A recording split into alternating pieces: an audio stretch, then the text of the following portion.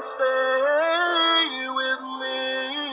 YouTube, Firefist Haze here, ready to do another One Piece chapter review. This is chapter 864, the Vinsmoke Family Slaughter Plot.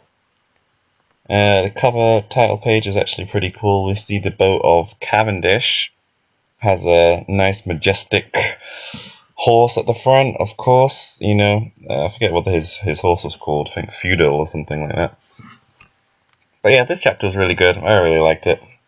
So let's just get straight in. So maybe we'll see all the boats of the fleet commanders. Like maybe Leo from the Tontata tribe is gonna like make a boat, and we're gonna see that. So that'd be pretty cool. So anyway, so we pick up from last chapter where Big Mom was firing Prometheus into Jinbei and Luffy. I think I did question why she chose Prometheus. Maybe she just likes fire. I don't know. I would have gone with Zeus just to hurt Jinbei. But I guess Prometheus would do good for Luffy, so... Okay, cool. So, why not? So we see Brooke again. Well, we don't know who it is. We see a mysterious figure sorry. Again, with the hammer, and he's just... It's like such a troll, because he like comes in, he's like he just like peeks into the panel, and he like comes in and just like cuts the picture in half with the hammer, and proceeds to just hit it again on the table. So that makes me laugh, quite funny. So the picture is now destroyed. Big Mom looks over, and everyone's just shocked, because everyone could just see this like potentially madman with a hammer just like just hitting the you know, the bloody picture continuously. So that was quite funny. So Big Mom and everyone else is just in shock. Like everybody's just like, oh god, oh no. And everyone's like, who the hell is that? So they notice the foe is now broken. Jinbei and Luffy are like, yeah, they give like, you know, the fist bump, like, yeah, okay, we can do this now. So everyone's like not sure what's going on. They have no idea who this guy is. They're thinking like this guy's one of the animals, because they thought all the fake Straw Hats were the animals, of course. They figured that out because of Katakuri. And then Brooke peels off the mask, the mysterious figure peels off the mask to reveal that it's Brooke. And, okay, so Capone's counting down to 3 seconds until things start to get real. So... Then we see a scene that's quite funny. Like, we see, because no one knows that Brooke is like an alive skeleton, so they just thought that this crazy guy, he was crazy enough to mess with Big Mom's photo, so whatever he does after this is, you know, not going to be a surprise, but they think that he literally just tears off his own face, because, you know, he's a skeleton underneath, but no, Brooke is like, no! Is this my face? It's like, oh my god, this crazy guy just peeled off his face. I'm like, no, this is my face. So that's quite funny. So then we see Big Mom, and she's like, what? I thought you died. And he was like, yeah, I did die. I died ages ago. So, you know, Brooke continuing his troll, so that's fine. Then we cut to Capone. I guess he's just watching, so that's fine. And then we go to Big Mom, who, she asks Brooke if, how he knows about the photo. That photo, do you know? Like, she's asking Brooke, do you know about the photo? Or do you know, like, what you've done, I guess. Then we see some of Capone's men. I assume they're still inside his body. That sounded so sexual, but fine, whatever. Ignore that. So, we see Katakuri. He's, you know, I guess he's seen something sad or annoying there. So, the judge, he gets up in anger, like, oh, these guys, man, they've gone to such lengths to, you know, get back Sanji. I can't believe this. So then we cut to Cruella de Vil and that guy from, I forget that TV show, that old TV show called, like, Catch the Pigeon. Like, I don't know if you guys remember that. But I think his name was, like, Dag Nasty or something. So we cut to those two for some reason, and then we go to Big Mom, and she's like in a daze because not only is the picture destroyed, but also the wedding cake. So, which is understandable because she's been wanting this wedding cake for God knows how long. And then we cut to some more assholes, and then we go to Luffy and Jinbei ready to take on some people. And then we see a gunshot. Now I'm not sure who this gunshot comes from. I'm assuming it was Pudding. At first I thought it was Capone from what he does next, but I think this is just Pudding, so I'm just going to say it was Pudding. So we see Pudding, and because it cuts to the next shot. So we see Pudding. She's trying to shoot Sanji, but of course he's dodging. It's a really cool fan art of Sanji doing the dodge like the Matrix guy. So if I find that, I'll put that up there because that was quite good. So anyway, then we see Montdur, and he's just saying pudding. I don't know why he's saying pudding, why he's even there, to be honest. Maybe he just wanted to say something to pudding, like, "Oh, pudding, don't. This is the start. This could be the start of Sanji regaining his character. So don't try and mess with him right now. You might want to wait till he slips up again. Then you can like kick the crap out of him." So Pudding's I guess she's did a 180 again, and now she's saying, "Oh, look at my eye, you're shocked, aren't you? It's horrible, it's horrible. I've deceived loads of people like this." And Sanji's like, "I bet you've even deceived yourself, haven't you?" And she's there crying, so she's confused. She doesn't know what to do. I guess she's kind of just doing whatever at this point.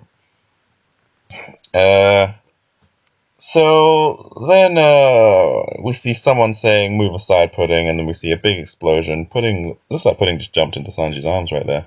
But then we see the next guy, Brother Daifuku, and he has debatably the most interesting power we've ever seen. So he literally rubbed. It looks like he's rubbed his belly, and a genie whip comes out of his belt. So that actually, when I first read this, I thought that he actually turned into the genie and was like, because that would have been pretty awesome. But I think it's actually coming out of his belt. And we see that he's actually the Beans Minister, so I don't know what Beans has to do with a lamp. I'm not sure. Maybe like I want to say gravy beans or something, and because you put gravy in like a gravy boat, and that kind of looks like a lamp. that's the closest I can. Like, you would have thought Katakuri would have been the Beans Minister, but I guess not. So.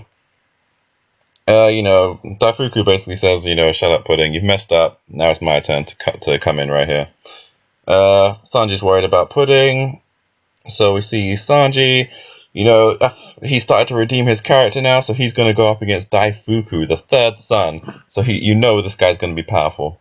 Also, I noticed that they have like the same pattern. The genie has the same pattern on his shoulders as Daifuku. That's why I probably thought Daifuku turned into the genie. But no, I think that the genie, like I said, I think the genie's just coming out of his belt. So the genie and Sanji clash. We see this guy, whatever his name is, Delcio. The reason why I'm not remembering his name is because I thought this guy was going to be so cool. He was introduced like the kind of like Joker from Batman, like kind of guy. Like he's gonna love the pain. He's gonna love love the carnage here that's going on. He came in with a scythe. He had a scythe. Come on, man. But no, he's just been like almost as bad as like the drunk guy that came in. He's just there like being shocked at everything. Like, "Oh my god, somebody's getting hurt. Oh no! Oh, like, dude, you should be loving this right now. You're wearing like a circus mask. You should be whatever." He's a disappointment as well. So not as bad as the Vinsmokes, but he's still a disappointment. Actually, you know what? He's worse than the Vinsmokes because he hasn't done anything yet. So he's literally just standing around being shocked, and we see this kind of weird face next to him. So whatever. So then we see the genie overpower Sanji. Oh, Sanji's gone down again. That's no surprise. So he uses a Magi Gyrin, which I guess translates to demon cut. So yeah, Sanji's on the floor, of course, and then we see Caesar carrying Brûlé. We see Wheeze, so I guess someone's out of breath, but he's flying here, so I'm not sure. Does he get out of breath when he's flying around? I wouldn't think he would, but okay, why not? So he basically says, my heart's on the line right now, so I gotta, gotta do this. So we see some of the shambles going around the town. Big Mom's still in a daze. We see some random people again. I guess it's just just to show that these aren't the only people there. There's loads of random people around, so that's fine. Capone takes down Luffy. Luffy's like, "Hey, what are you doing?" And Capone's like, "Hey, I'm the quiet. I'm the security chief. It's gonna look suspicious if I'm just standing around not doing anything." So he yells, "I've got the captain," and someone's just like, "Good, kill him," you know. Capone's actually like, maybe that's a good idea. Capone, you better. Well, I don't know, because Capone. I don't think Capone has like hockey bullets, and the reason I'm saying that is because he couldn't shoot. He seemingly couldn't shoot down Caesar from when he was trying to capture him on Zoe, and he didn't have like sea stone bullets either. He had to use. He only had a sea stone. I don't know what it was, a knife or a dagger or something. But he is close enough, so maybe he plans on stabbing Luffy and then shooting him in the face. I don't think a regular bullet still wouldn't do anything to Luffy. So, yeah, then we see Jinbei. He's fending off some guys, like, oh my god, these people, man. Like, I don't know what this guy is. He's got some kind of polka dot arms. And we have this midget with a giant sword. He looks interesting. He looks, fair enough. And then we have this giant. He's riding a giant, like, goat. And whoa, and the panda girl. Oh, she's in this chapter too. Oh, there she is in the corner. Oh, I hope she does like something awesome, or she, gets in this action right here. So then we see Jinbei shouts over to Pedro because Pedro seems to be fighting the fourth son, Oven, Charlotte Oven. So Charlotte Oven goes for the punch. Pedro goes to block. Jinbei's like, "Don't block," and we see a whoosh, and all of a sudden the sword heats up to, I guess, insane temperatures. So Pedro has to drop it, and he's like, "Whoa, what's happening?" And it looks like Oven, of course, as you would have guessed, he's eaten the Netsu no Mi. I guess that translates to the heat fruit. So, and Oven seems to recognize Pedro, and he's like, "Why have you come here? You've luckily escaped last time. We took your eye and all your life, so I'm just gonna burn you right here. Then we see Carrot, Nami, and Chopper, and they're like, it's been 3 seconds already. Where's this scream? No one. The carnage is still going on. What's happening right now? So I guess they were just there to tell us the time. Somebody, I don't know who, but someone cuts off Brooke's head, and Brooke's head just goes rolling over to Luffy and Capone. So Luffy's laughing. But I get first, Luffy looks like he's worried. He's like, "Oh God, Brooke is dead." He's like, "No, Luffy, I'm fine." And then Luffy just starts laughing. It was, Luffy's carefree attitude towards this makes me funny. So, someone screams, "Save me!" I don't know who, but everyone looks up. So, uh, Luffy's like, "Move, move, BJ." I guess he wants to see. Sanji, I don't know what he's doing. He's probably, on the floor getting banged by the genie, because at this point, who cares at this point? And then you see, some people we've seen throughout the party, like this guy with the long beard, but, and Mont Dior's there too. I guess he's leading these guys, because he's the only guy we know. Guns all around the Vinsmoke family. We see, Judge is upset about this because he's like, what's going on? Where's the honor here? I trusted you, and where's this betrayal here? The Sons are just like, Ichiji, Niji, and Yonji. They're just like, well, screw it. Looks like they got us. Yeah, we aimed too high, man. We aimed too high. And Judge is confused by this. Judge is like, well, what's wrong with you guys? I mean, we're about to die here. And Reiji's like, you're the one who... She's thinking this, but she's like, you're the one who took their emotions away from them. But we just, I mean, it's hard to tell because we don't know what they would be like if they had them, even if they had emotions. They might still be like, well, screw it, fuck you guys. But we see Paraspera there, and he's like, he's just there like, oh, you know what, this is too brash to be just a regular assassin. This is just assassination. This is just going to be a massacre. So we see Sanji quickly, and we see Big Bird, and he's just like, "Oh, big news!" I guess he's just there to kind of remind us that he's taking pictures and he's going to report to everybody. And I think we've seen enough of him now. We don't need to see him anymore. We know he's there now. That's fine. And then we see the most disappointing panel that put all the Vinsmokes down. Like, they were already lower. Like, everyone already suspected that they were trash, they were garbage, but Judge this, he just made it even worse and just sits down and starts crying. You're just like, people were like, okay, the Vinsmokes can't be this weak. They're gonna come in and they're gonna do something. But right here, you just saw they've done nothing this whole arc, and now they're just crying. So, Judge, you're trash. Just sit down. At this point, Sanji could just wipe your whole family out. Not even your whole family and your little army of clones. You'll start the clone war up in here. Nobody cares, man. Get out of here.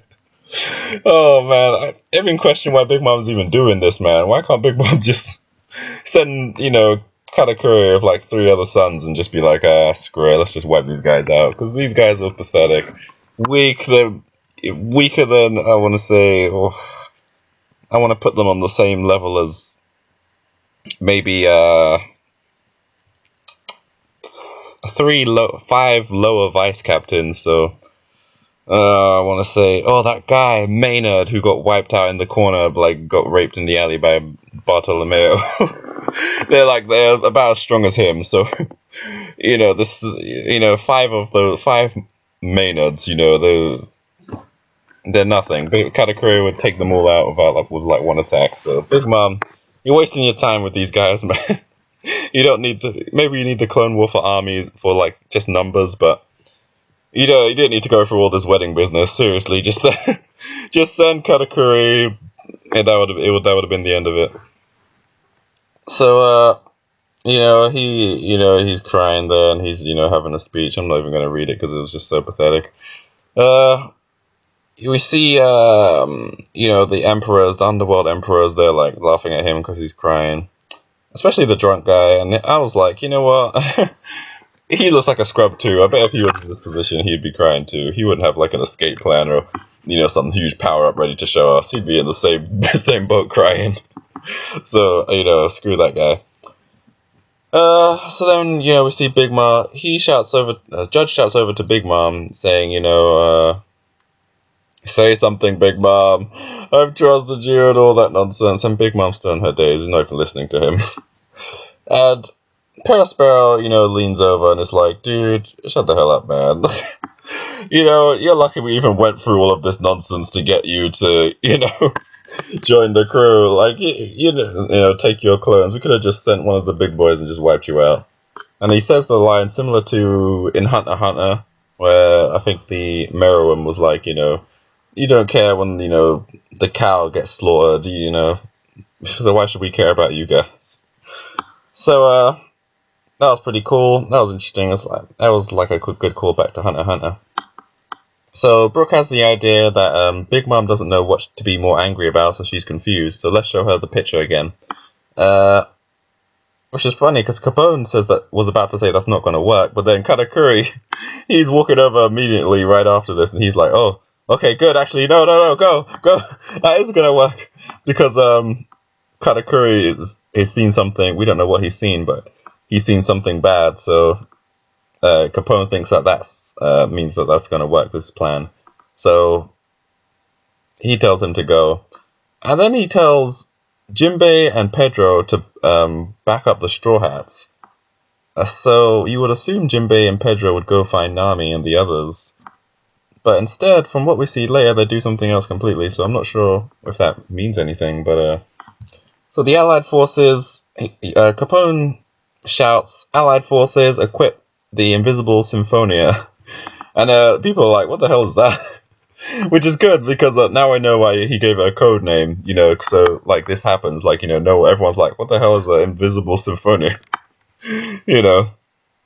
It was funny. Even Kara was like, "What the hell is that?" Chopper was like, "Oh, it's the earphones." So Luffy picks up the photo. He stretches over to pick up the pieces of the photo. Sanji's yelling. I don't know what he's yelling or why he's yelling it. Reiju, we see Reiju with a gun pointed to her head, and we see Katakuri yells at Beiju to kill the Straw Hats, which I don't know why he bothered doing that either, because he can see the future, so he would have saw the reply already, so he should have just gone straight into an attack. But no, so we see Pedro and Jinbei behind Capone. So Capone's order was for those two to help the Straw Hats, but instead they're behind Capone. So is Capone like adding himself into being a Straw Hat? Capone for Straw Hat. I don't personally like him that much, and I feel like if he did join, then his wife and son would have to join, and that would. I don't really want Chiffon and Pez to join. I don't really like those characters that much either. I barely like Capone, let alone these other two. So the three of them are going to take on Katakuri. The chances of them winning, well, we know Jinbei's water attacks can neutralize his sticky power. Pedro was fighting Oven, so I don't know what happened there. I guess he just ran away. Capone, well, technically he has all of his guys inside him, so it's like Capone and his crew versus Jinbei and Pedro versus Katakuri. So that I don't know, it could stall him for quite a bit, but I don't know what Smoothie's doing. She doesn't even appear in this chapter, so I guess she just sat down. So Luffy's he explains that this is going to get back on track right after I show Big Mom the photo, so that's good. Then we see Capone. He says, "Oh, Katakuri, you can only see a bit into the future, but everyone has the power to change it." Reminds me of Bleach, with that guy you have his almighty, his almighty power to see everything. He's not Katakuri isn't as bad as that guy. That guy was just the biggest troll ever. But I might do a video of Katakuri's powers because I think they're quite interesting. But of how it works. But so yeah, I guess. So Pedro ran away from Oven. Oven just sat down, I guess, next to Smoothie. Sanji's fighting Daifuku, so I guess Sanji's gonna be 6 feet under in the next couple of chapters, or he's gonna get the Vegeta raccoon treatment, where he did that pile driver and he was just like Vegeta just had his feet sticking out the floor. That's gonna be Sanji. I could just see that. Boy, we turned that commercial right at once. No, sneak attack the Vegeta. But looks like it didn't do jack shit. Wait, who's heading up the Royal Driver? Royal Driver!